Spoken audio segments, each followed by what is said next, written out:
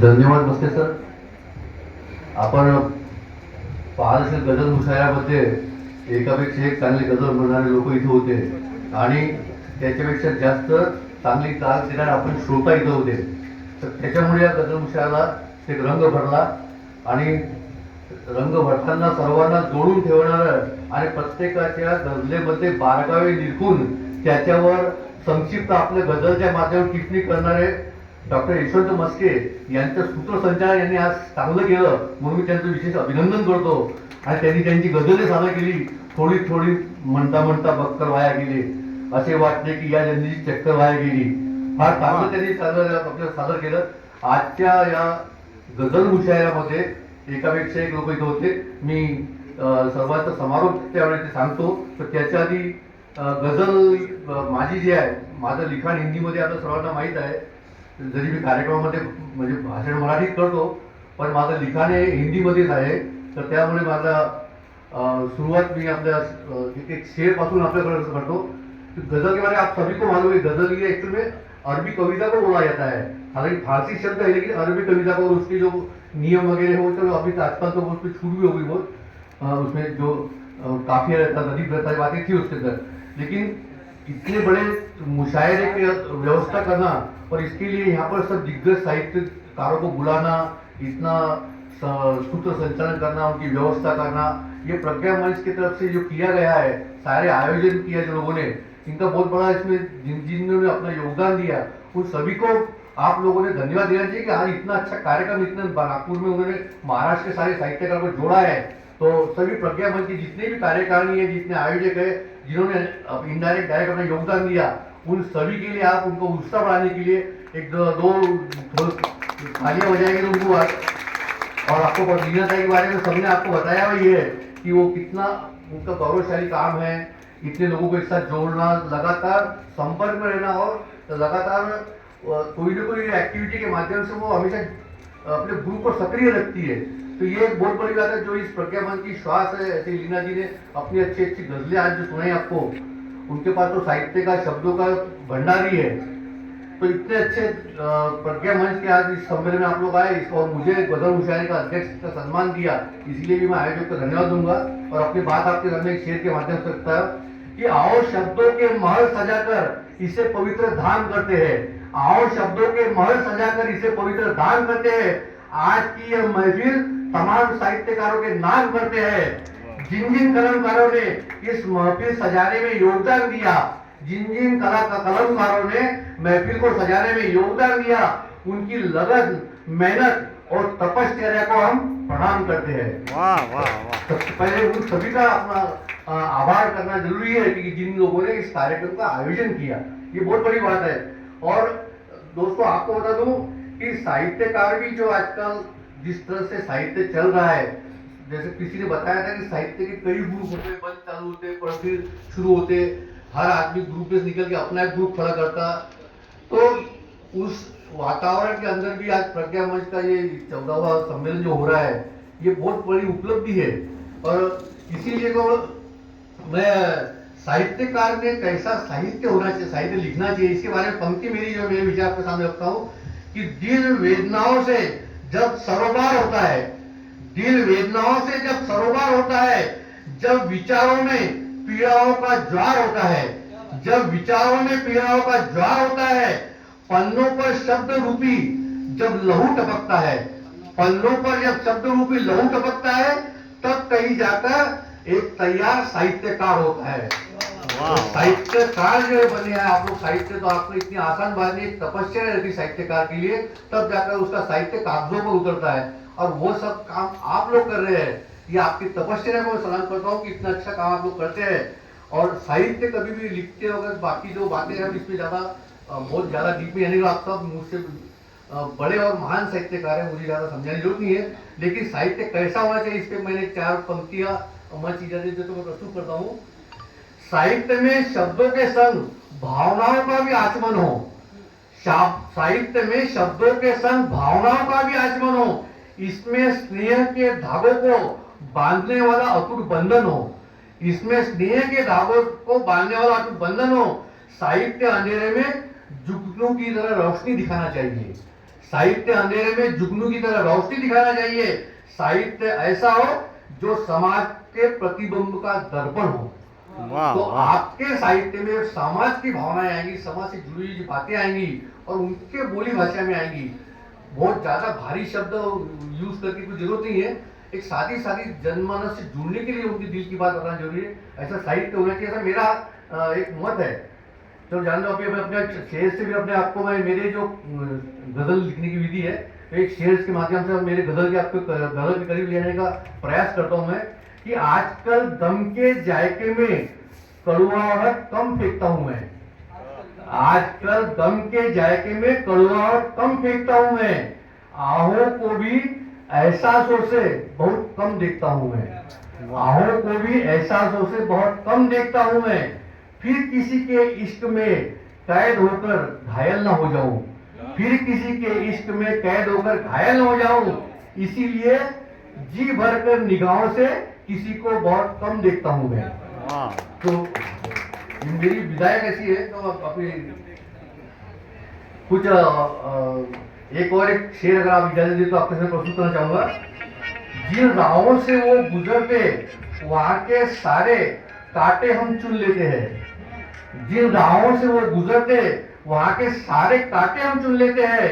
ख्यालों में उनके पैरों तले दबे फूलों की माला बुन लेते हैं।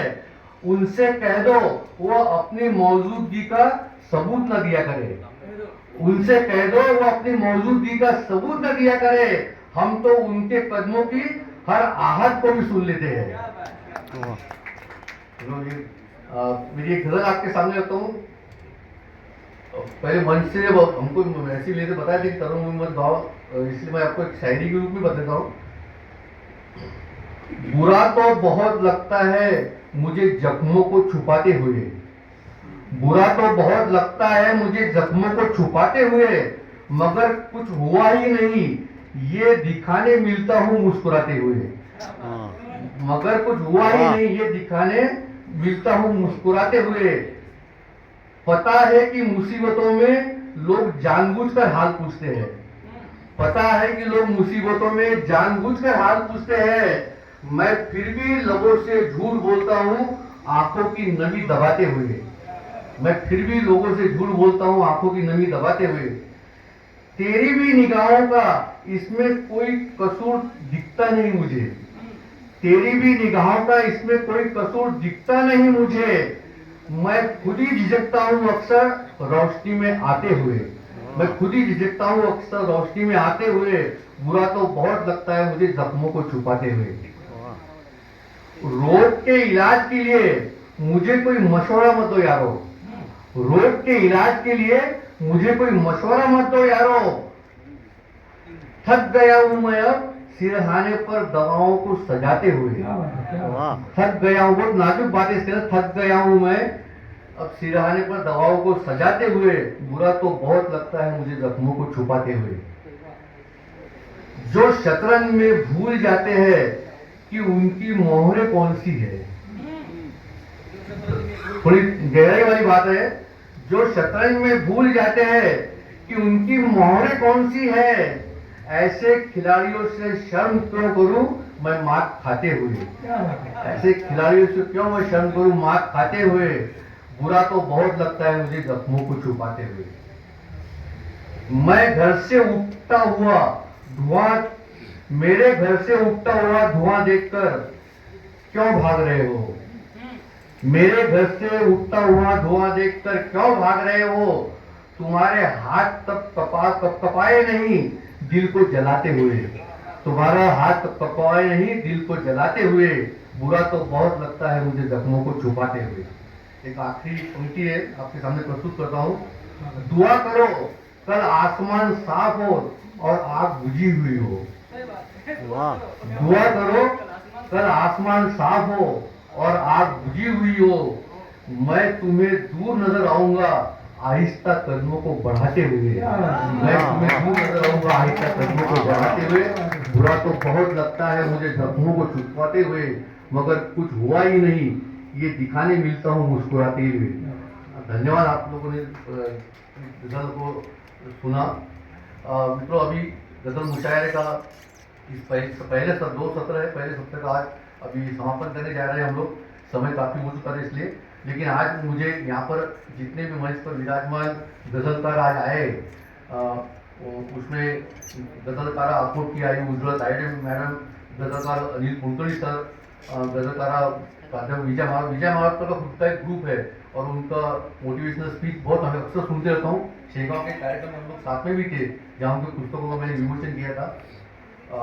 गजलकार संजय पवार सर, मकरंद जी घाणेकर जो प्रज्ञा मंच के खास जान है, जिनकी वजह से प्रज्ञा मंच के कार्यक्रम यशस्वी होते हैं, और अपने जिन्होंने पूरे सूत्र संचालन करके जो जिम्मेदारी उठाई, डॉक्टर यशवंत मस्के सर, इन सबों ने अपने अपने जो रचनाएं सुनाई उसके अंदर अलग अलग बातें बताई। जैसे विजय महाराष्ट्र जी ने क्रांति सूर्य ज्योतिबा फुले का पूरा जीवन चरित्र बताया, उनके कार्यों को बताया।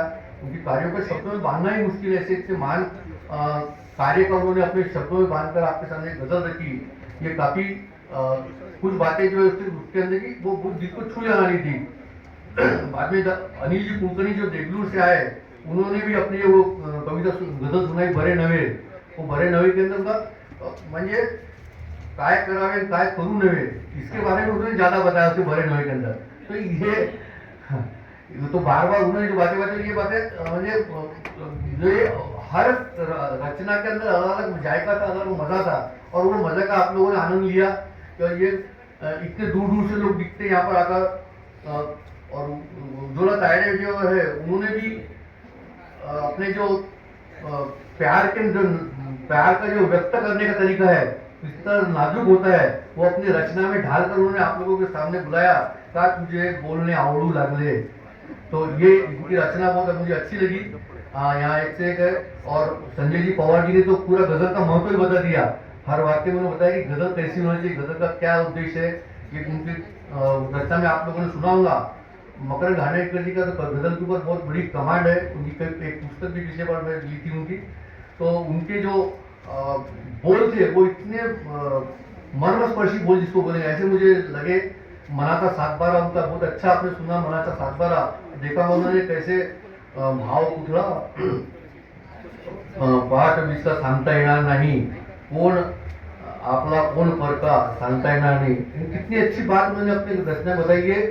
हर कवि का अपने अपना एक सोचने का तरीका है, और सबसे बढ़िया तो है कि हमारी संस्थापिका लीना जी ने जो रचनाएं सुनाई, उनकी शेर मुझे उनकी मेमोरी भी बहुत है। और आप हमेशा ही मैं उनकी जब रचना पढ़ता हूँ तो इतने शब्द उनके पास आते कहाँ से, जितने मुझे भी आज तक आते नहीं है, इतने शब्द उनके पास है। और मार्मिक लिखना ये बहुत बड़ी बात है, और वो खुद लिखती रही है लेकिन लोगों को भी सिखाती है कि कैसा लिखना चाहिए, आपने गजल कैसी बताना चाहिए। अरे गजल तो एक विधा है, लेकिन उनकी सारी विधाओं पर पकड़ है। उनके हिंदी की भी कविताएं मेरे पास बहुत बार भेजती है वो, जिसमें कभी कभी मैं मुझसे सलाह लेती है। हालांकि मैं सलाह देने लायक तो नहीं हूँ, लेकिन पूछते थे इसमें ये हिंदी गजल में दुरुस्त करके भेजो। तो उनके लेख भी है अच्छे अच्छे। मराठी पर तो उनकी अच्छी कविता पे भी कमांड है, लावनी पे भी कमांड है। तो इतना विद्वान व्यक्तिमत्व आज हमारे प्रज्ञा मंच की संस्थापिका है, जिनकी छत्र छाया में हम लोग ये इस तरह का सम्मेलन में आयोजित करिए।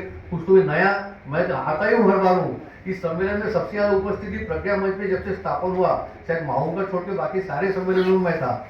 और मैं आप लोगों से जैसे इतने साहित्यकार आते हैं, इनसे कुछ सीखने की कोशिश करता हूँ कि आप लोग इतने विद्वान हैं, आपकी भाषा, आपके शब्द, नए नए शब्द कान पे गिरते हैं, उससे और कुछ प्रेरणा मिलती है।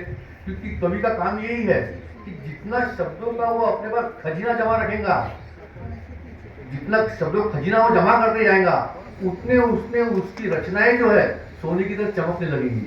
तो ये शब्दों का खजाना मुझे मिलना चाहिए, आप लोगों का ज्ञान मुझे मिलना, इसलिए मैं ज्यादा करके आने कर रहा हूँ। और यही उनकी शब्दों की जादूगर हमारे यहाँ संस्थापक का अध्यक्ष जो है लीना जी, इनकी जो रचनाएं हैं वो तो जिसमें जीवन का पूरा सार बता देती है। वो बारीक बारीक बातें जीवन की क्या है, उनका दुख कितना है तो हम लोग जानते ही है, लेकिन अपने दुखों पे अपने दुख कंट्रोल करके वो अपनी बातों को जो है ये रचनाओं में ढालकर आप लोगों के सामने जब रखती है।